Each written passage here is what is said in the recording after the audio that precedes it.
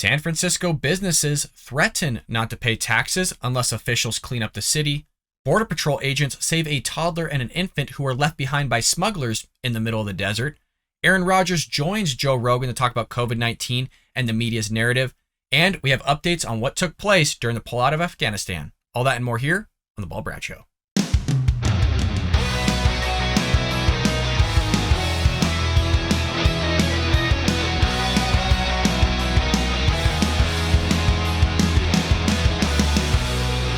Welcome to The Bald Brad Show. It is Monday, August 29th, and as always, I couldn't be happier than to spend this fine morning doing The Bald Brad Show, kicking the week off right, and hanging out with all of you, my friends and true American patriots, where we come together as a community of conservatives, Republicans, go over the stories of the day, and bring you all the news and information you need to know about. So heck, if you want to join us here at The Bald Brad Show, and we hope that you do, like I said, we're conservatives, Republicans, heck, patriots, hit that like and subscribe button. If you're over at Rumble, hit the plus and give us a comment down below. And if you're listening on any of the podcast airwaves, Apple, Google, Spotify, heck, folks, you can find us anywhere and everywhere. And it's a great opportunity to listen to us while you're at work. Make sure you leave us a lovely 5-star review. Not only would you be supporting conservative, but most importantly, you'd be helping getting conservative thought and ideas out there to new viewers who haven't seen our content or our channel. So your help and support would be greatly appreciated. And let me tell you, are you guys supporting the show? Guys, we are getting a ton of subscribers. Our watch time is up. Our numbers are looking good. Keep doing what you're doing. If you are new to the show and you're curious, hey, how can I support this guy or a conservative or the channel? Just watch the videos all the way through. Watch the ads. That is you supporting. And like I said, it's doing yeoman's work for us here at the Bald Brad Show. We are growing. With that being said, let's jump right in the news today, folks. I hope you got your coffee, your tea, your breakfast, whatever it is you have Monday mornings, because right now we got San Francisco business owners pissed off over the mishandling of Democrats running the city. Because right now, they're not wanting to pay taxes unless city officials clean up the mess that they caused. Small business owners in San Francisco's Castro district are demanding city officials take action to address the growing issue of crime, drug use, and homelessness in the area. And they don't even have it as bad as Los Angeles. Like I've always said, Los Angeles has a quarter of the country's homeless population in one county, Los Angeles County. A lot of them are also in San Francisco. The Castro Merchants Association sent a letter to San Francisco city officials saying members of the group plan to stop paying taxes if the city doesn't do more to address the issues. In the letter, the association said people who are living on the streets regularly experience psychotic episodes and have vandalized storefronts and harassed business owners, employees, residents, and tourists. Look, this has been going on for a long time. The city officials know about this. It's been on the news. There's literally smash and grabs, people going into Rite Aid, Bloomingdale's, and stealing all this stuff. And the progressive left are going, oh, well, there was injustices of the past, slavery, racism, whatever it may be.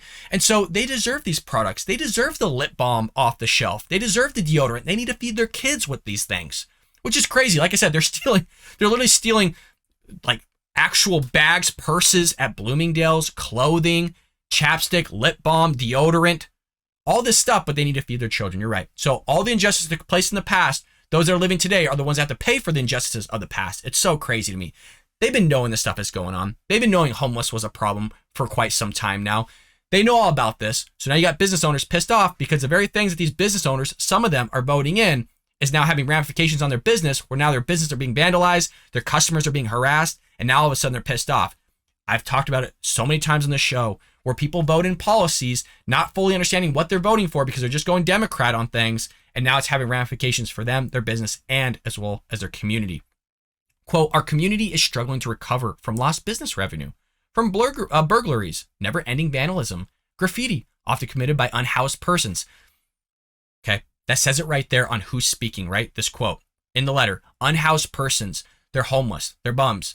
I know it's not the great verbiage that we want to hear, but that's what they are. Okay, vagrants, but they're calling them unhoused persons, and they can't fathom why they're having all these issues because these people vote Democrat just based on the language that they're using. You get a conservative Republican, they're not going to say unhoused, they're going to say homeless. Okay, some of them are going to say bums, vagrants, whatever it may be. That's what they are, but you can see the language that's taking place and who's voting for these policies, and now they're feeling the effects of the very policies that they voted in. Every day we wake up and want to help people on the street. We have to clean up feces on the street. We have to clear out people from doorways, so we open our own businesses. It's not fair, said Terrence Allen, co-president of the association and owner of a floral dispensary and cafe. Look, the feces are so bad, the drugs are so bad on the streets, like I've said many times, There's places in California that actually utilize an app so you can track the feces on the ground so you don't run into it, you don't step in it, along with the drug usage.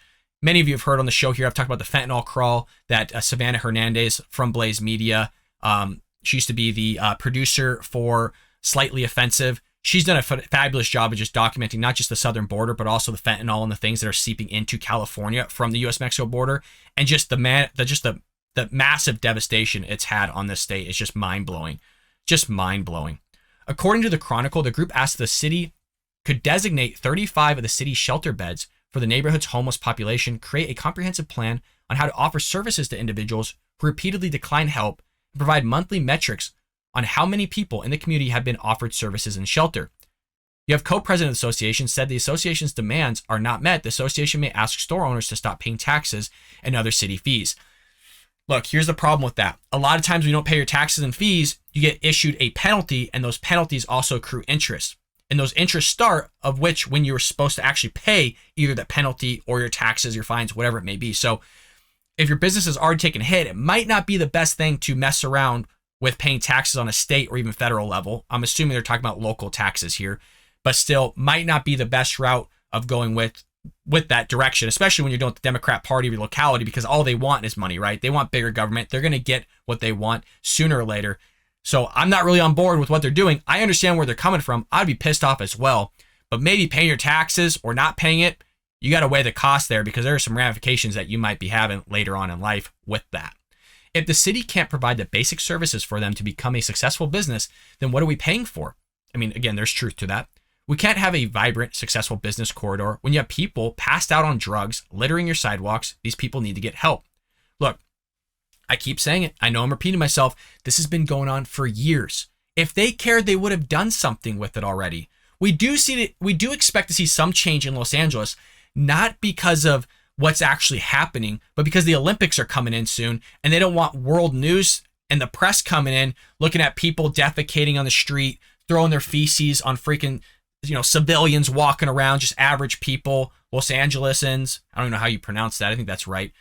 You guys get what I'm saying. They don't want the bad press. So that as sooner or later, I'd imagine the next 4 years, they're going to start kicking people out because, like I said, the Olympics are coming in. San Francisco, I don't know. If they had to change, it would have happened long ago. I don't see this changing whatsoever. Businesses throughout San Francisco have been have seen a dramatic rise in burglaries, vandalism since 2019. The Castro Merchants Association documenting incidents during the pandemic. The association noted over 90 incidences, totaling more than $170,000 in repair costs since 2020. You know what's funny and always just mind-blowing is that we're always talking about January 6th. We're always talking about all these things that are in a nutshell meaningless. I mean, January 6th was a massive issue, so I don't want to play that down in terms of what happened. But if we were to look at what else took place for 4 years, meaning burning down cities, causing billions of dollars of devastation and destruction on business owners, and also leftist-ran areas now still having vandalism, the smash and grabs Prop 47 implemented, the drug use, the graffiti, I mean, just all the stuff taking place is all because of Democrats. We don't want this as Republicans and conservatives. We don't vote for stuff. We want more police. But what was the party that wanted to defund the police? What was it? Oh, it was the Democrat Party. Who else was it? Oh, the progressive left. Where do they mostly dominate? Oh, San Francisco, Los Angeles, Chicago, New York, DC, all these places, Seattle. I mean, the list goes on and on. They're all seeing the same thing. Why? Because they're all Democrat ran. Why? Because they all want the same policies. And then when those policies start having an effect on them and their businesses, all of a sudden they have a wake-up call going, oh my God, what's going on? Where's the city officials at? You mean the city officials that you voted in? You mean the city officials that you elected? You mean the city officials that are supposed to speak up for you? Oh, I get it now. So now they're having an awakening right now, folks, because all of a sudden they're shitting and sleeping in the same bed. And quite literally, not just metaphorically, there is actual crap in front of their businesses, on their windows, and sometimes in their store people are defecating. So finally they're being woken up to all this stuff, folks. Hopefully, they change the way they vote, but that's not going to happen. Furthermore, our next news story here, we got some updates on the border. Look, Joe Biden still has smashed the U.S. history record on the amount of illegal immigrants crossing the border. Never thought I'd see it in my life, but it's happened. With that, obviously comes drugs, smuggling, sex trafficking. You got children being smuggled across the border.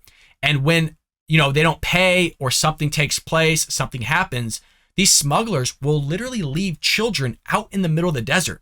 The story I'm covering right now is not the only time this has happened. We've seen actual video clips in the past of just a young boy. I mean, he was what, 7 or 9 or something like that, just bawling his eyes out in the middle of freaking nowhere.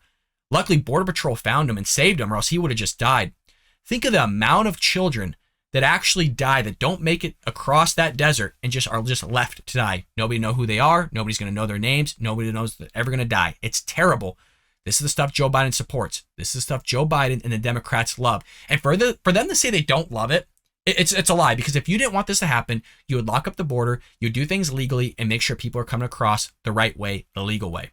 Well, a 4-month-old baby and an 18-month-old toddler were rescued after being abandoned in the desert by smugglers, according to John R. Modlin, Chief Patrol Agent at the U.S. Border's Tucson sector.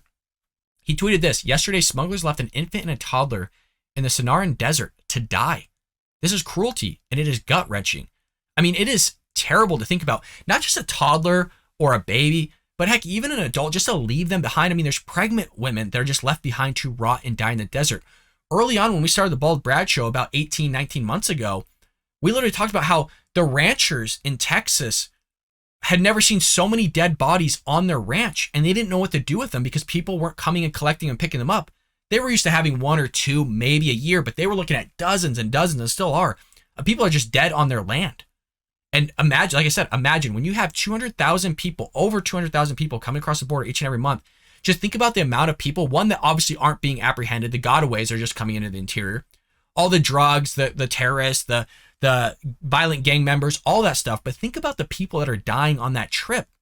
And then you have AOC during the Trump administration coming in with their photos because they were drinking out of a fountain with clean water.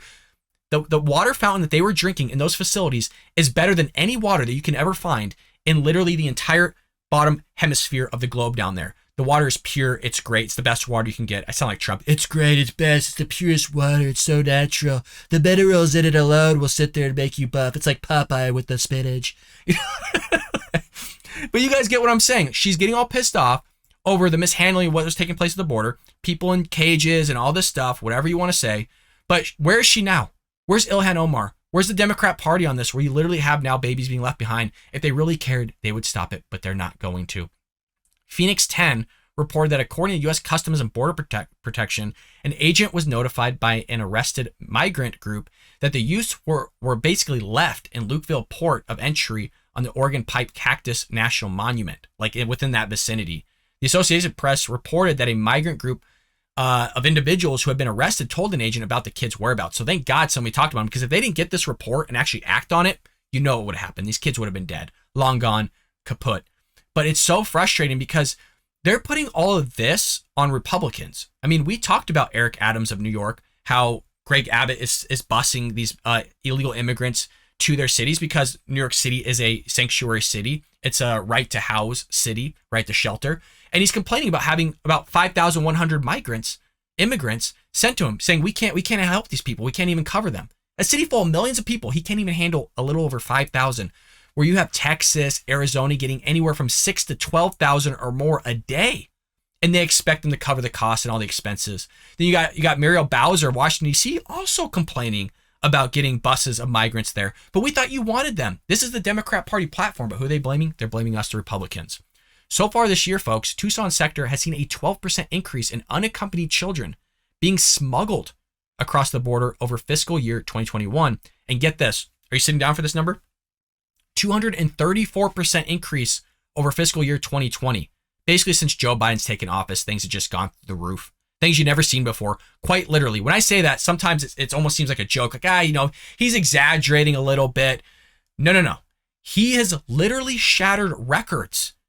We have never seen these numbers in the history of this country. It's not an exaggeration. It's actual fact. Things are that bad.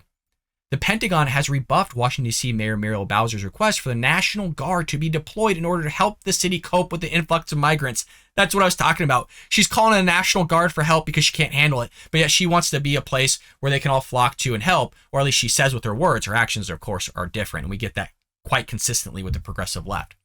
The Republican governors of Texas and Arizona have bused migrants to the nation's capital through trips being undertaken voluntarily, but that's not what they're saying.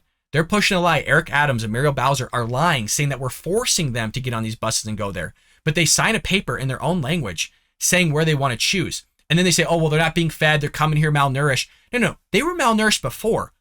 We forget that literally they get pallets of baby formula before actual Americans do. They're getting fed, in some cases, better than Americans do. They're getting housed in hotels while our vets sleep on the streets in the cold. So don't give me this stuff of they're not being taken care of. They're not being helped. They're literally chauffeured across the United States in a nice coach bus at times. Some of them were getting COVID-19 tests for free early on. And it was so bad where literally some localities in Texas and Arizona were having to declare a a state emergency, a local emergency, because they couldn't fund the costs. While Joe Biden was busing them into other cities and localities. But Washington, D.C. and New York's going to complain. It just shows you that one of the biggest cities in the world, New York City, can't handle an influx of over 5,000 people. You think that's good ran? Like a better ran city than, say, a Florida or a state of Florida? I don't think so. I don't think so one bit. On Monday, Bowser tweeted, "We will continue fighting for D.C. statehood so that in the future, when the mayor of D.C. says that we need to support the National Guard, she has the ability to deploy the Guard." But you can't do that because you can barely handle a single little thing. You can't even handle 5,000 people. I think Washington, D.C. actually has less than what New York received, but they all expect, again, Republicans to take care of this. They expect us to be the ones to take the blame for all of this when they're the ones to blame. But you're not seeing anybody at the U.S.-Mexico border. Joe Biden has never been to the border while he's president. Kamala Harris flew over the border and she was the one in charge of it. They don't care about this. If this would have taken place, it would have happened already. And I've said that countless times here on the show, but I'm repeating myself because, like I said, we got a lot of new viewers. We got a lot of new American patriots here supporting the show.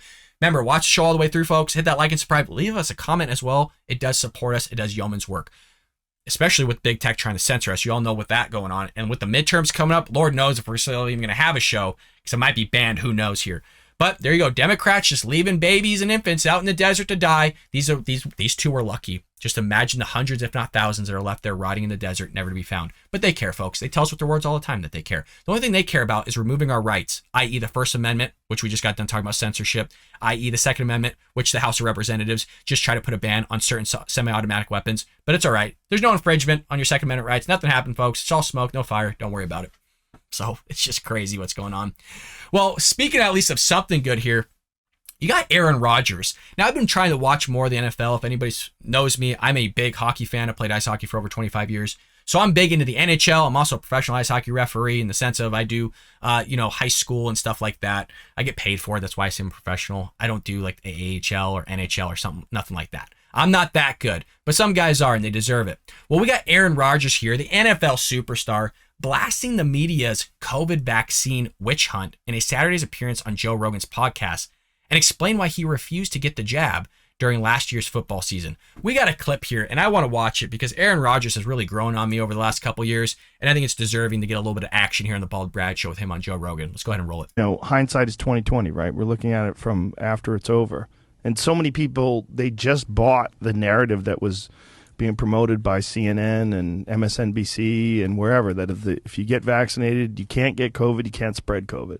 That was the narrative. And that's my thing. Listen, I get it. Like, you want to test everybody every day? Cool. Yeah. That's fine. You don't want to keep people safe if that's the benchmark for it. But as we look back now, let's not revise history. That's a key point there. Remember, it is a thing for the progressive left and Democrat Party to revise history in their favor. We see this. The greatest example is talking about the Civil War. The greatest example is talking about slavery.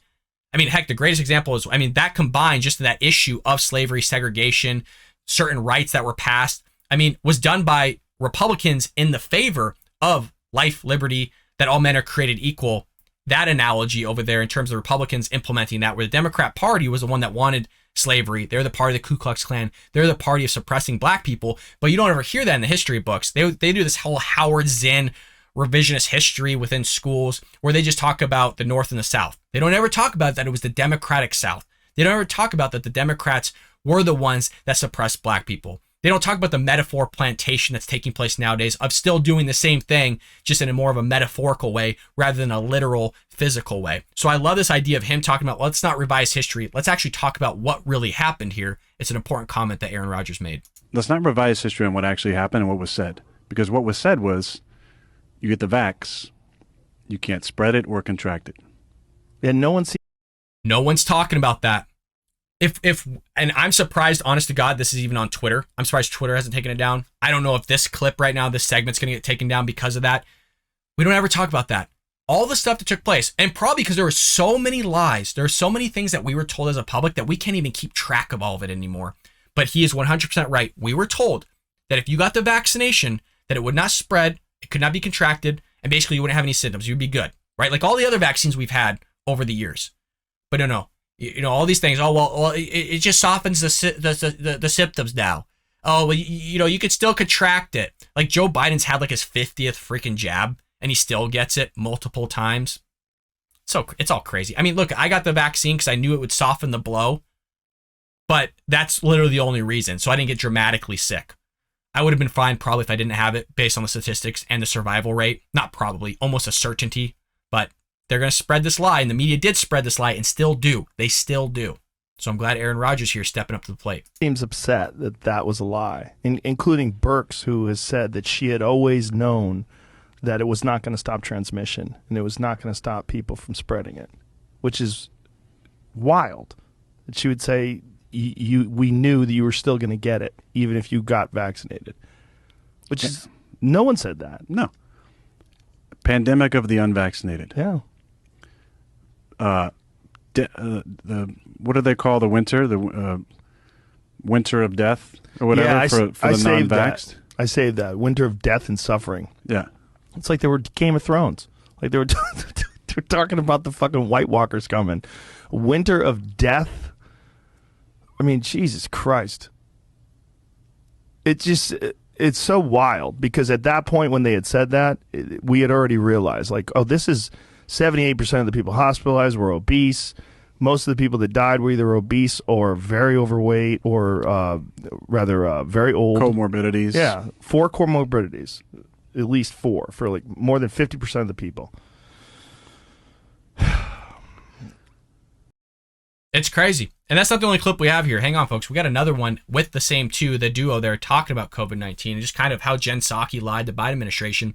And what's interesting here is, if you recall, you couldn't call this out because you were looked at, basically as not a racist, but basically one that discriminates or whatever against obese people. If you're talking about, well, if you had 4 or more comorbidities, you are very inclined on a percentage level to possibly pass away. This is the one that's going to impact you the most. And so why don't we talk about health? Why don't we talk about losing weight? Why don't we talk about eating healthy? But you can't do that nowadays because the Democrat Party, the progressive left, have overtaken the culture. And so if you talk about obesity, if you talk about somebody losing weight for their health, you're obviously looking at it like a, your name called basically left and right. I can't think of the name off the top of my head, but basically you're suppressing people. You're not willing to understand what they're going through, whatever it may be. You're completely trashed, but at no point can you actually talk about the realism that's taking place with that person and you wanting to help them, saying, hey, look, if you would just lose a certain amount of weight, or if you would eat healthier, you'd be less inclined to die from this. But you couldn't say that because you'd be banned, removed, censored, or whatever it may be off Twitter, YouTube, the big tech platforms for just saying the obvious. And so obviously, if you can't say the obvious because your fear of getting removed,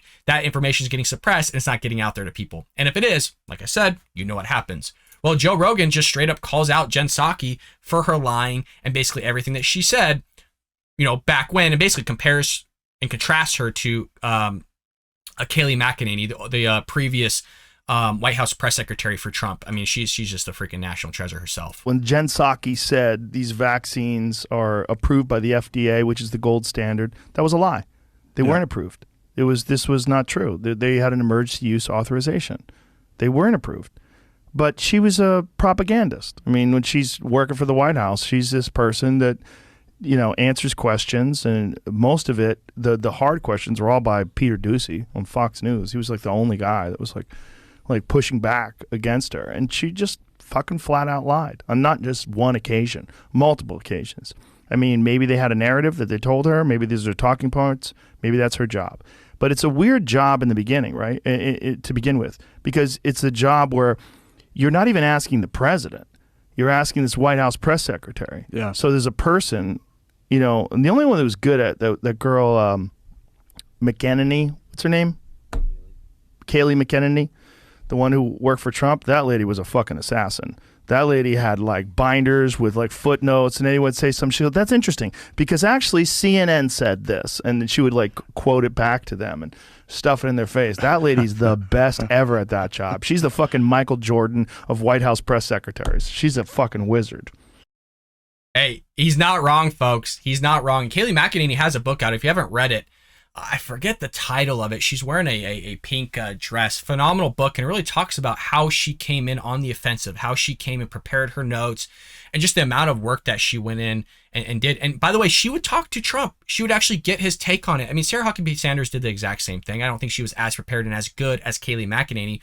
Jen Psaki, as we have seen, we've covered Peter Doocy versus Jen Psaki countless times. I mean, a lot of our subscribers literally come from my take and my commentary of Peter Doocy videos going up against Jen Psaki and Karine Jean-Pierre. We also have Jackie Henrich coming into the mix now because it looks like Peter Doocy is just blowing up. So Fox is trying to get him anywhere and everywhere they can to do commentary, to do certain journalism. So she's stepping in the mix now, and she's growing on all of us. We got a video just went out yesterday as well as the day before, I think on Friday, with her. So check her out. Jackie Henrich, you're doing a phenomenal job. You're the next gladiator. I could see you rising up. But look, they're asking the right questions. But like I've said, to the credit of the press corps, they actually are stepping up and asking more questions. We just don't cover it on the show. I usually watch the entire White House press briefing, and they really are asking the same questions, but you see it more coming from a Democratic progressive side when they ask it, of which they're willing just to kind of take her answer and not really push back in the same way that Peter Doocy does, or Jackie Henrich, and hopefully I'm pronouncing her last name right, of Fox News. Joe Rogan sees it. We all see it. Kayleigh McEnany is probably one of the best White House press secretaries to ever go down in history. I don't see anybody competing with her. And you see, Jen Psaki was trying to do it. Karine Jean-Pierre tries to do it as well with the notebook. They don't know what's in that thing. They don't study on the same level as Kayleigh McEnany does. Where she, honestly, guys, she didn't really need to flip through the notebook. The only reason she did was to get direct quotes because she couldn't memorize them all. But she just absolutely thrashed what's taking place. The whole PR, the whole thing of Burke, the whole thing from Anthony Fauci needs to be investigated. And you got a lot of Republicans. If we get in there in 2024, if we take over in 2022 as well, I expect to see some investigations, not just on what took place with Anthony Fauci and Burke, but the whole COVID-19, the lab leak, the Wuhan lab leak, getting investigators in and actually having China be responsible for what they did with COVID-19. And honestly, I'm surprised that nobody's talking about the discrimination that took place on the unvaxxed and still the unvaxxed. I love how the Democrats are all for and the progressive left are all for discrimination and all these rights, the NAACP, the ACLU, all this stuff. You know, where were they with the discrimination on the unvaxxed? Nowhere to be found. But they're all for discrimination when it's in their favor, when it goes with their agenda, when it goes, with their narrative. But when it's on the other end of the aisle, when you have conservatives and Republicans that don't want to get the jab, they don't want to get vaccinated because it wasn't promised as advertised, all of a sudden, they're the enemy. All of a sudden, they're the ones that are going to cause everybody to die. All of a sudden, they're the problem, which is what a little bit of Aaron Rodgers talked about on Joe Rogan's podcast. So I recommend you go check it out. But I want to show you just snippets there of them calling out stuff that we couldn't talk about literally like a year ago. Like a year and a half ago, you couldn't say any of this and you're just removed, you're deplatformed, you're censored. And you're on the progressive left, they're going to do revisionist history and they say, well, that never was the case. Who got removed? Who got banned? Which is baffling, right? Because you literally could still get banned on Twitter and YouTube for saying that a man is a man. So they can't sit there and tell us that this never happened because it did happen. And luckily, all of a sudden we're allowed to say it now. Well, with our last story of the day, I want to give you updates on Afghanistan here. Remember when Joe Biden just rolled out of bed one morning and just had a spasm attack and dialed the phone number to say, hey, let's pull out of Afghanistan without really any thought behind it? And look, the progressive left are going, oh, well, there's a lot of thought behind it. They had a whole plan. Yeah, really? Because now they run roughshod over an entire country, working in conjunction with Russia and China, leaving $7 billion of military-grade equipment to the Taliban, who hate us, who want to see death to America, very similar to Iran. Now, if that was your plan, then you shouldn't be in office right now because you did a terrible job of getting out of there. 13 American soldiers blown up. You got hundreds of Afghans falling from planes, hundreds of feet in the air, dying. Well, now, not only that, but a U.S. colonel turned away 4 busloads of Americans in Afghanistan. And not just Americans, but orphans and other verified paperwork guaranteeing safe passage out of Afghanistan. Members of a volunteer evacuation team claimed in a new documentary. So, you heard that correctly. A U.S. Army colonel turned away 4 busloads of Americans, orphans, and others that were guaranteed safety to be left to killed. to be raped, pillaged, whatever it may be by the Taliban. And we all know that they do some savage things to people, very similar to ISIS, beheadings, lighting people on fire, lighting people's babies on fire, making them eat it in front of everybody else, being gang raped. But hey, he did a fabulous job of getting Afghanistan. Democrats don't want to blame him for anything. Joe Biden's doing a fabulous job of running this country, folks. There's not a single thing to complain about. The members, comprised of military and security veterans, conducted an evacuation blitz in the final days of U.S. occupation of Afghanistan, rushing to save stranded Americans and other vulnerable groups who qualified before the Taliban took control of the country. The operator said in a new Amazon Prime video, "Send Me," that an unnamed U.S. Army colonel murdered hundreds of potential evacuees by refusing them spots on flights out of the country because their papers could have been faked, according to the Daily Mail.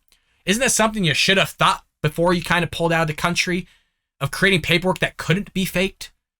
No, but you don't want to think about that. You just had to get everybody out quick, leaving, like I said, military-grade equipment behind, like thousands of Humvees, all this ammunition, Black Hawk helicopters, all sorts of stuff. It was done perfectly, you guys, according to the Democrat Party. There's nothing to complain about here. Can you imagine if Trump actually left this way? Because let's be honest, Trump was talking about getting out of Afghanistan, but he was also told, because one of the conversations he had with the military was, well, what are we going to do with the equipment? What are we going to do about all the people there? We need a strategy. We just can't leave $7 billion. And we know what the military told him? Oh, well, it'll be cheaper just to leave it there. Forget the taxpayer dollars. Forget the actual research and development, the R&D that went into it, the technology that surpasses a lot of people in the world. We'll leave it behind. It's not a big deal. They don't know how to use helicopters, as there's videotape literally the same day that after we pulled out of them, trying to fly it around and everything like that, using our freaking exercise equipment. It's so baffling. It's so baffling that the media aren't on this.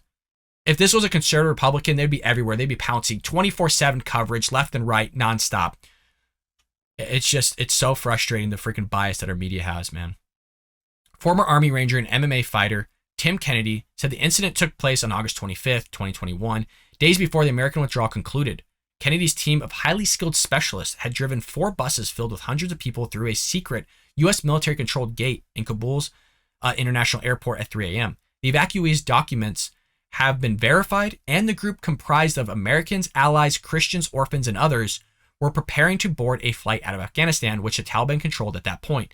A colonel with the 82nd Airborne met the bus and allegedly demanded they all be sent away. Quote, "No, I don't care who they are. Those people get back on those buses and they go back to Kabul. Get them off this base," the colonel said, according to Kennedy. Kennedy then said, "There's not enough capacity in my soul to be able to mourn 4 busloads of people that are about to die because the time spent on anguish and mourning could have been spent saving other people."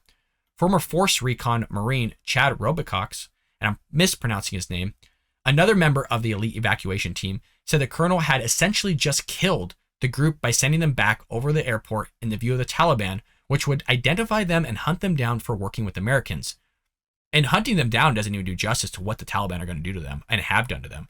Can you imagine? I mean, we all know what happened to Christians: lit on fire, beheaded, cut and chopped up, electrified. I mean, the amount of things and just horrible things that are done to these people. And like I said, these are things that Democrats don't want to talk about. Why? Because it's suffering. It makes them uneasy. But it was their decision making and Biden's decision making that led to all of this, when it should have just been planned out accordingly and done correctly. Obviously, we're in hindsight here, but you got to know. I mean, you have to know that you left thousands, tens of thousands of Americans behind. Glenn Beck of the Blaze did a massive fundraising and went in himself and freaking flew people out. But it was the military that's supposed to be taking care of Americans. I mean, that is literally their job, to keep you safe, both foreign and abroad, and they don't even do it. And I guess now in hindsight, it shouldn't come as a shock with Biden's handling of the U.S.-Mexico border, violent drug cartel coming across, the fentanyl, just the massive amount of smuggling, the sex trafficking. They're sex trafficking freaking young kids now. That was sent by a viewer. Thank you so much. Again, if you have anything you want me to read, folks, I do read my email. So send me the stuff in the email that's down below. I do read them all. I did get the video clip of them smuggling children. It's unbelievable what's taking place, but Joe Biden doesn't care. He doesn't give a damn. The Democrats don't care. They're the ones running the show. That's why I'm blaming them for everything. They have all 3 branches. They control everything. Who are we going to blame other than them? And I love it because when Republicans control something, they're all about blaming them. But now that they're controlling something, nobody's to blame. This is all fine. Nothing to see here, folks. Like I said, it's all smoke, no fire. Don't investigate it. Don't see what's going on. because it's just going to be handled in the same way Benghazi was, a total S storm. Nobody got in trouble. Hillary Clinton walked free, very similar to freaking her whole email in the bathroom. The server just walked away scotch-free, was told by the FBI, James Comey, that she freaking, actually broke the law, but it's never been prosecuted. It's never gone to trial for it, so we're not going to do it. So that's how people walk free. Nobody's going to get in trouble here for 4 busloads of Americans and others being left behind to be killed by the Taliban and whatever it may be. And that's just the 4 buses. It doesn't talk about the thousands upon thousands of Americans that were left behind, and the American government left them out to dry, screwed them over. And I hope that if any of those people made it, they really see the true colors of the Democrat Party through it, because that's not even the worst thing they've done in U.S. history, but it's definitely up there. The final days of the 20-year U.S. involvement in Afghanistan ended in chaos and bloodshed a day after the alleged episode with the Army colonel and ISIS-affiliated terrorists detonated a suicide bomb outside the airport's perimeter, again killing the 13 service members and hundreds of Afghan civilians. The U.S. military launched a retaliatory drone strike 4 days later, but mistakenly killed 10 civilians, including 7 children, instead of Islamic State operative. Remember, there wasn't really any coverage on that. I think it was like a family that Joe Biden blew up. Nobody talked about it. I mean, this is still news to this day. When I bring up that little snippet to people, it's still news to them that Joe Biden literally blew up like a family and like 7 children. Nobody batted an eye over it. Democrats didn't say anything. The target of the strike ended up being an aid worker who worked for a California-based company. Kennedy appeared on Fox News Friday and urged the U.S. to learn from the deadly mistakes from President Joe Biden's withdrawal from Afghanistan. Yeah, you think, but they don't want to talk about it because they're all about revisionist history. Again, you can literally beat this till you're blue in the face, red in the face, whatever color you want, on the mishandling of not just Joe Biden's foreign policy, not just Afghanistan, not just the economy, not just that we're in a recession, not just causing inflation and still causing inflation with the student loan debt forgiveness. The Inflation Reduction Act doesn't actually reduce any inflation. What's taking place statewide in terms of his party controlling and running roughshod over the cities where business owners don't want to pay taxes anymore until officials clean up the city. I mean, it is thing after thing with this guy. All they could say about Trump, oh, he said a mean thing.